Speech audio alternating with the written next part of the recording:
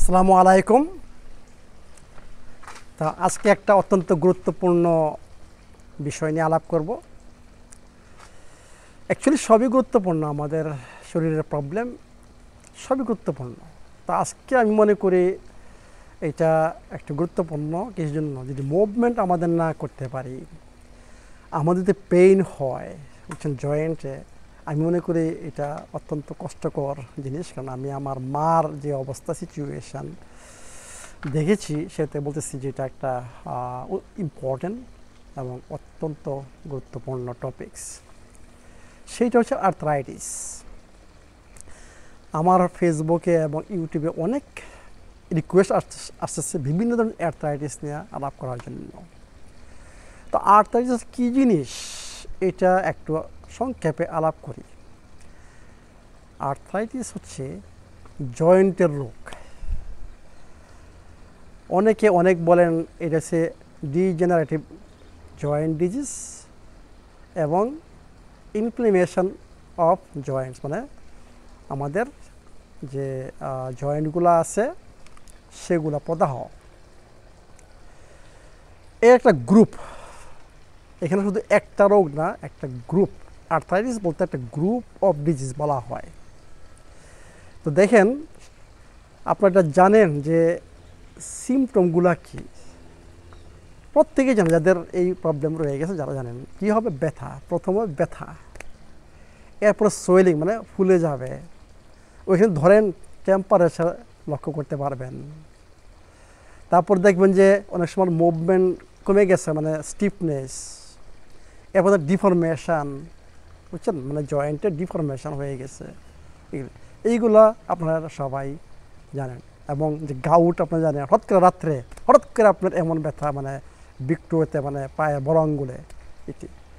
তো যাই হোক, বিভিন্ন ধরনের আর্থ্রাইটিস এবং এই সে আপনার এইগুলা মানে সিমটমগুলা। আমাদের ডাক্তারি ক্ষেত্রে ট্রিটমেন্ট একটাই, আপনার non steroidal anti inflammatory drugs use করে পেনের জন্য, ইনফ্লেমেশনের জন্য। এরপরে আপনার ইউজ করে আপনার স্টেরয়েডস, হরমোন, প্রেডনিজন, আরও অনেক কিছু এক্সট্রা ইউজ করে। এগুলো সিমটোমেটিক, মানে আপনি জাস্ট ব্যথাটা কমানোর জন্য। এবং লাস্ট পর্যায়ে কোথায় চলে যান, মানে জয়েন্ট রিপ্লেসমেন্ট এটি। তো কোথায় এই প্রবলেমগুলো সবচেয়ে বেশি হয়? অ্যাকচুয়ালি যে কোনো জয়েন্টের এই প্রবলেম হতে পারে। তো ম্যাক্সিমাম ক্ষেত্রে দেখা যায় যে আপনার হাঁটুর ব্যথা, সবারই বলতে গেলে হাঁটুর ব্যথা এটি, হাঁটুর ব্যথা। তারপরে আপনার ব্যাক পেন, তারপর শোল্ডার পেন, নেক পেন, তারপর আপনার হিপ, মানে হিপ বোন, বুঝছেন, কোমরের ব্যথা, বুঝছেন, মানে বিভিন্ন জয়েন্টের এইসব। এবং আপনার হাতে রিস্টে হইতে পারে, আঙ্গুলে হইতে পারে, পায়ের আঙ্গুলে, বুঝছেন, অ্যাঙ্কেল এটি। তো বিভিন্ন ধরনের এটি হইতে পারে, লোকেশন হইতে পারে, এইটা কোনো ব্যাপার না। তো এখন দেখেন, আমি বলতেছি যে কত ধরনের আর্থ্রাইটিস হইতে পারে। যেটা সবচেয়ে মানে বেশি দেখা যাচ্ছে সেইটা হচ্ছে অস্টিও আর্থ্রাইটিস, এরপরে রিউমাটয়েড আর্থ্রাইটিস, এরপরে গাউট, এরপর দেখেন জুভেনাইল আর্থ্রাইটিস, এরপরে দেখেন অ্যানকিলোজিং স্পন্ডিলাইটিস, এরপরে দেখেন সোরিয়াটিক আর্থ্রাইটিস, এরপরে ফাইব্রোমায়ালজিয়া, এবং আমি বলি অ্যাকুট ইনফেকশাস আর্থ্রাইটিস। দেখেন কতগুলা রোগ এখানে রয়ে গেছে এই গ্রুপে। তা আমি আশা করি এগুলো একটা একটা করে আলাপ করব। এটাকে যেটা একটা গ্রুপ, আপনাদের এগুলার কারো কারণে এইসব প্রবলেম রয়ে গেছে, তা আমি একটু প্রত্যেকটা নিয়েই আলাপ করব। তো সবচেয়ে এখন পর্যন্ত যত রিকোয়েস্ট আসছে সেইটা হচ্ছে গাউট, ইউরিক অ্যাসিড। প্রত্যেক দিন মানে একই প্রশ্ন যে স্যার ইউরিক অ্যাসিড নিয়ে একটু বলেন। তো আজকে এই প্রথমটা আরম্ভ করি, ঠিক আছে, গাউট নিয়ে একটু আলাপ করি, ইউরিক অ্যাসিড নিয়ে আলাপ করি। ইউরিক অ্যাসিডটা কী? এটা যে bio product of protein metabolism. আপনারা যে মাংস খাচ্ছেন, এটা হচ্ছে একটা বায়ো প্রোডাক্ট, মানে পুরিন, যেটা পুরিন জাতীয় পুরিন, এটা হচ্ছে একটা বায়ো প্রোডাক্ট। এখন ইউরিক অ্যাসিড কী হয়, এটা একটা ক্রিস্টালের মতো, বুঝছেন, এটা সলিড অ্যাসিড, সোডিয়াম ইউরেটস, এটা আপনার ছোট ইয়েতে জমা পায়, ম্যাক্সিমাম দেখা যায় বিগ টোতে যে জমা হয়, বুঝছেন। এবং এখনও বুঝতে পারবেন যে আমার যে অ্যাপ্রোচ, আমি কি মনে করি আর আমাদের মেডিকেল সায়েন্স কী মনে করেন, এটার মধ্যে বুঝতে পারবেন ডিফারেন্সটা কী। হঠাৎ করে দেখেন রাত্রেবেলা আপনি বসছেন, হঠাৎ করে এমন ব্যথা এটি হয়ে গেছে, মানে বুড়া আঙ্গুলে এটি, যে আপনার মানে উঠে পড়ছেন ঘুম থেকে উঠা, এটি হঠাৎ করে খেয়াল করুন, হঠাৎ করে। আবার কিছুদিন পরে হঠাৎ করে চলে যায়, ডিজিপির হওয়া যায়, কোনো ট্রিটমেন্ট ছাড়াই কিন্তু এটা কোনো এক সময় চলে যাবে, একটা পিরিয়ডের পরে আবার আসবে, বুঝছেন, আবার যাবে। জিনিসটা খেয়াল করেন, ইন্টারেস্টিং জিনিস, কিন্তু এর মধ্যে সব কিছু ইন্টারেস্টিং রয়ে গেছে। তো সবাই যে শুধু বলেন ইউরিক অ্যাসিড, ইউরিক অ্যাসিড, এটা কি সত্যি ইউরিক অ্যাসিডের কাজ না অন্য কোনো কাজ আছে? যদি ইউরিক অ্যাসিড হয়, ডাক্তার আবার কী করবেন, বাট একটা টেস্ট করবেন, বুঝছেন, দেখবেন যে ওই জয়েন্টের সাইনোভিয়াল লিকুইড নিয়ে যদি পরীক্ষা করেন, দুটা জিনিস পেতে পারেন। একটা যদি ব্যাকটেরিয়া পান এখানে, তাহলে আমরা বলবো যে এটা ইনফেকশাস, মানে গাউট। আর যদি মনে করেন সোডিয়াম ইউরেট পান, ওইটাকে আমরা বলবো যে মানে গাউট, মানে ইউরিক অ্যাসিড, এর জন্য এই গাউট হয়েছে। তা আমরা কী করি, ওই ট্রিটমেন্টে করি। ট্রিটমেন্ট অনেকে পেন কিলার দিব, বুঝছেন, এবং কিছু কিছু ওষুধ দিব, মনে করেন ইউরিক অ্যাসিড যাতে কম উৎপন্ন হয়, আবার ইউরিক অ্যাসিড যাতে বেশি বের হয়, এই ধরনের কিছু ওষুধ আমরা ইউজ করি। এইভাবে আমরা এটা ম্যানেজ করি, কিন্তু নেক্সট টাইম আবার আসবে, আবার ওইভাবে আপনাকে ম্যানেজ করতে হবে। তো এখন আমি বলবো যে এটা পার্মানেন্ট কি সলিউশন। এটি দেখেন, ইউরিক অ্যাসিড একটা হচ্ছে আমাদের বের হয়ে যেতে হবে, এটা আমাদের শরীরে থাকবে না। এটা নাইট্রোজেনের একটা বাই প্রোডাক্ট। কোথা দিয়ে বের হবে? কিডনি দিয়ে বের হবে 1/3, এবং 2/3 বের হবে আমাদের পায়খানার মাধ্যমে। মনে রাখবেন, পায়খানার মাধ্যমে। এখন আপনার কোলনে যদি প্রবলেম থাকে, আপনার পায়খানা ঠিকমতো হয় না, সব কিছু গ্যাঞ্জাম ওইখানে, বুঝছেন, তখন কী হবে, আপনার শরীরে অফকোর্স ইউরিক অ্যাসিড বেড়ে যাবে। কিডনি যদি প্রবলেম থাকে মনে করেন, তখনও বেড়ে যাবে। আবার ব্লাড প্রেশার যাদের আছে, ওদেরও এই প্রবলেম, বুঝছেন, ইউরিক অ্যাসিড বেড়ে যেতে পারে। এটি তো আমাদের কী করতে হবে, ইউরিক অ্যাসিড কমানোর জন্য আমি এখন বলতেছি যে হ্যাঁ, ইউরিক অ্যাসিড একটা ফ্যাক্টর, বুঝছেন, এখন এটাকে কমাইতে হবে এনি হাউ।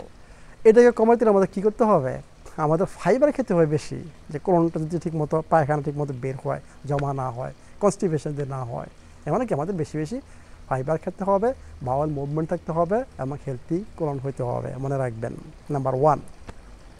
নাম্বার 2, আমাদের ওই মিট খেতে হবে, অ্যালকোহল বন্ধ করতে হবে, অনেক ওয়াইন, স্পেশালি ওয়াইন, তারপর আপনার বিয়ার, এগুলো খুব বেশি মানে সৃষ্টি করে, এবং যারা ওয়াইনের সাথে মিট খান, ওদের এই প্রবলেমটা ইউরিক অ্যাসিড শরীরে বেশি হবে। এটাকে একটা রোগও বলা যাচ্ছে, যে এটা হচ্ছে বড় লোকদের মানে রোগ, বড় লোকদের, এই জন্য তারা মিট এবং ওয়াইন মানে একসাথে খায়, মানে সফিস্টিকেটেড। মানে ফ্রান্সে আপনি দেখবেন যে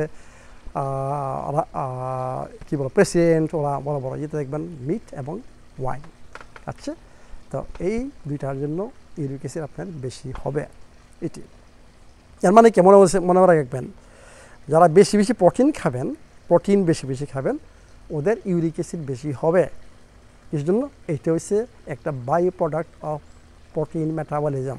এটা হচ্ছে acidic end product, acidic end product, এর মানে কি আপনার বডি অ্যাসিডিক। এবং যাদের ইউরিক অ্যাসিড, বুঝছেন, বেশি, ওদের আবার কিডনি স্টোনও হইতে পারে, এটা মনে রাখবেন, বুঝছেন, ওরা রিস্কে আছেন কিডনি স্টোন। এর মানে কি আমাদের ইউরিক অ্যাসিড কমাইতে হবে।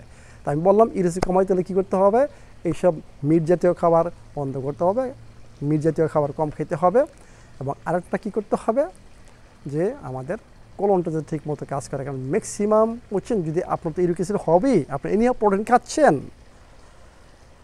তারপর তো এই জিনিসটা বের করে দিতে হবে, পেশাবের মধ্যে বের করতে হবে, এবং কোলন, আমি বলছি 1/3 পেশার মধ্যে 2/3 কোলন। এবং যদি আপনার কোলন যদি ঠিকমতো কাজ করে, বাওয়াল মুভমেন্ট ঠিকমতো হয়, এর মানে আপনার ইউরিক অ্যাসিড বেড়ে যাবে, শরীরে থাকবে না। আমরা প্রোডাকশনও কমাই দিচ্ছি ইউরিক অ্যাসিডের, এবং প্রোডাকশন যাতে ইউরিক অ্যাসিড শরীরে জমা না হয়ে বের হয়ে যায়, এইটা করছে। এটা সম্ভাবনা কি, বডিকে অ্যালকালাইন স্টেটে রাখেন। দেখছেন তো কী বলতেছি, যে ইউরিক অ্যাসিড হচ্ছে একটা অ্যাসিডিক এন্ড প্রোডাক্ট, মানে acidic end product protein metabolism, মানে যে প্রোটিন খাচ্ছি না, প্রোটিন মেটাবলিজম একটা অ্যাসিডিক অ্যান্ড প্রোডাক্ট। এই জন্য বডিকে আপনি অ্যালকালাইন রাখেন, মানে শাকসবজি ফল টল অ্যালকালাইন ফুড খেতে হবে এবং অ্যালকালাইন ওয়াটার খেতে হবে, পান করতে হবে, তাহলে আপনার এসি আপনি ম্যানেজ করতে পারবেন। কিন্তু আমি কি বলছি, এইটা একটা ফ্যাক্টর, ইউরিক অ্যাসিড এটা হচ্ছে ফ্যাক্টর।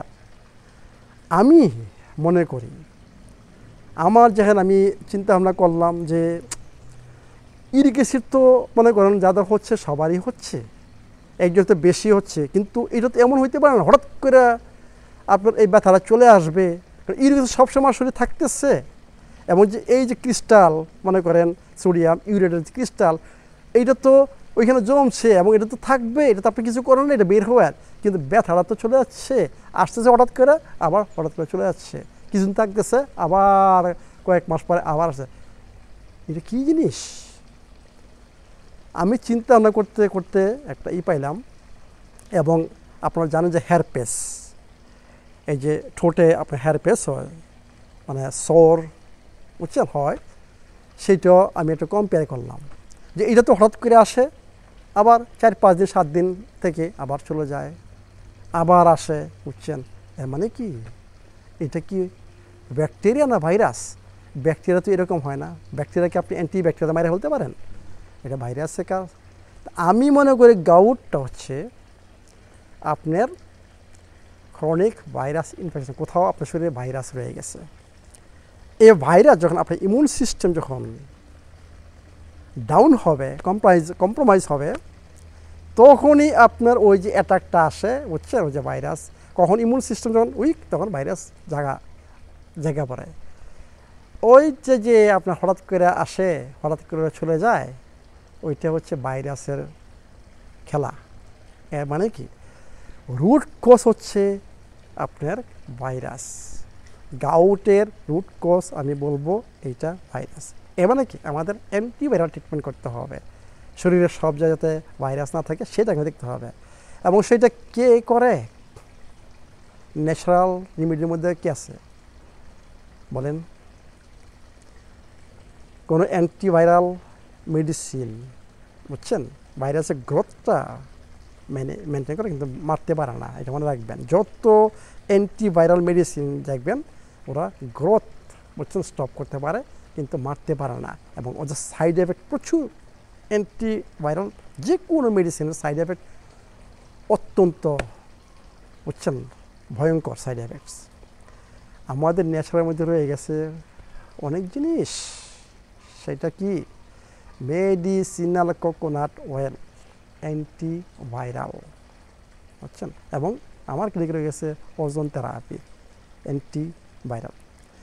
এখন দেখেন মেডিসিনাল কোকোনাট অয়েল আমাকে খেতে হবে থেরাপিউটিক ডোজে, মানে 4 থেকে 6 বড় চামচ খেতে হবে ডেইলি। এটা হচ্ছে অ্যান্টিভাইরাল, মনে রাখবেন। মেডিসিনাল কোকোনাট অয়েল হচ্ছে অ্যান্টিভাইরাল, স্ট্রং অ্যান্টিভাইরাল। এটার জীবন্ত প্রমাণ, বুঝছেন, আমি আমার ক্লিনিকে দেখেছি যে আপনার এই যে হেয়ারপেস, এই হেয়ারপেস একটুই পাচ্ছেন যে একটু লাগতেছে, আপনি কোনো করবেন, দেখবেন সে 2 দিনে শেষ, মানে আপনার এটা চলে গেছে এটি। এবং এরপরে যারা কন্টিনিউ করেন ওদের এটা আর আসতেছে না। এই নাম্বার 1। নাম্বার 2 আমি বলতেছি এখন কিন্তু ট্রিটমেন্ট। নাম্বার 2 হচ্ছে আপনার ইমিউন সিস্টেমকে অলওয়েজ মানে অ্যাক্টিভ রাখতে হবে। আমাদের যে সোলজার, মানে আর্মি, যারা আমাকে রক্ষা করবে, ওই আর্মিকে সবসময় স্ট্রং রাখতে হবে, ইমিউন সিস্টেমকে স্ট্রং রাখতে হবে। এখন ইমিউন সিস্টেমকে স্ট্রং রাখতে নেচারের মধ্যে কী আছে? অনেক কিছু রয়ে গেছে ভাই ইমিউন সিস্টেমকে স্ট্রং রাখার জন্য। ভিটামিন সি দেখেন, vitamin D, vitamin A, vitamin E, এগুলো অত্যন্ত দরকার, বুঝছেন? এবং আয়োডিন। এই জন্য আমি সবসময় বলি যে সমুদ্রের খাবারটা আবার বেশি খান, যেখানে আয়োডিন বেশি। এইটা ইমিউন সিস্টেমের জন্য অত্যন্ত ইম্পর্ট্যান্ট, ইমিউন সিস্টেম। এখন আমি যেটা সবচেয়ে রিকমেন্ড করবো, যে আমি জাস্ট 3-4 মাস যাবৎ এটা অলরেডি পরীক্ষা করে সব কিছুর রেজাল্ট পাওয়ার পরে এখন আমি বলবো যে আমার কাছে, আমার ক্লিনিকে একটা বিরাট একটা অ্যাডাপ্টেশন রয়ে গেছে। এইটা যাদের এই প্রবলেম দরকার। আচ্ছা, এইচবি অ্যাডাপ্টোজেন HB21 এর মানে কি, আপনি যদি কোকোনাট অয়েল এবং HB21 যদি আপনারা কী করেন, এর মানে এই গাউটের প্রবলেম আজীবনে আপনারা মানে করতে পারবেন, স্টপ করতে পারবেন, আর গাউট হবে না। আর ওইটা তো মাস্ট করতেই হবে যে ইউরিক অ্যাসিড আপনাকে কমাইতে হবে শরীরে, আর ওইটা বলে আসছে ওটা। এর মানে কি, এই 3টা জিনিস করবেন, ইউরিক অ্যাসিড প্রোডাকশান কমাবেন, ইউরিক অ্যাসিড সিক্রেশন বাড়াইবেন, কোকোনাট অয়েল ইউজ করবেন এবং HB21 ব্যবহার করবেন। That's the solution. কিন্তু এর আগে ক্রনিক ইনফেকশন যদি থাকে ওগুলোকে শেষ করতে হবে। মনে করেন মুখের ভিতরে আমাদের রয়ে গেছে, নাকের ভিতরে রয়ে গেছে, বাউলের মধ্যে থাকতে পারে, আপনার সেক্স অর্গান থাকতে পারে, আপনার ইউরিনারি ট্রাক্টে থাকতে পারে, এগুলা আপনার আগে করতে হবে সিস্টেমিক, মানে বিভিন্ন জায়গায়। এই জন্য কখনো ওদের পুলিং করেন, আগে মাউথটাকে ঠিক করেন, মানে এইখানকার সমস্ত ইনফেকশন সব দূর করেন। এগুলো coconut oil, medicinal coconut oil pulling, এটাতে আপনার মুখটাকে মানে আগে করেন, মানে ভাইরাস মুক্ত করেন, ব্যাকটেরিয়া মুক্ত করেন, ফাঙ্গাস মুক্ত করেন। এটি এরপরে খাচ্ছেন, এর মাধ্যমে অন্যান্য জায়গায় যে ইনফেকশন রয়ে গেছে সেগুলা চলে যাবে। ইমিউন সিস্টেম বাড়াচ্ছেন, আপনার ইমিউন সিস্টেম ভাইরাসকে ধ্বংস করবে এতে HB21 দিয়ে। তাহলে এইভাবে আমরা গাউটকে মানে গাউট থেকে আজীবন মুক্ত পাওয়ার চেষ্টা করব। গাউট মনে রাখবেন যে এইভাবে আপনি আজীবন গাউট থেকে সরে আসতে পারবেন, মুক্ত হয়ে আসতে পারবেন। একবার হয়েছে এরপরে আর আসবে না এটি। তো আমি মনে করি গাউট সম্বন্ধে এখানেই শেষ করলাম। কিন্তু মনে রাখবেন, সবসময় বলেছি, আমার আগের ভিডিওতে আমি বলে আসছি যে কোনো ট্রিটমেন্টের কথা আমি বলি, আজকে বললাম গাউট, কালকে বলবো রেমাটয়েড আর্থ্রাইটিস, এরপরে বলবো অন্য যেটাই বলি, বা আপনার হার্ট ডিজিজ, বা আপনার লিভার ডিজিজ, বা আপনার ব্লাড প্রেশার, যে কোনো বলি, ওই যে 7টা গোপন সূত্র আপনার সুস্থ থাকার জন্য, এইটা কিন্তু পালন করতে হবে 100%।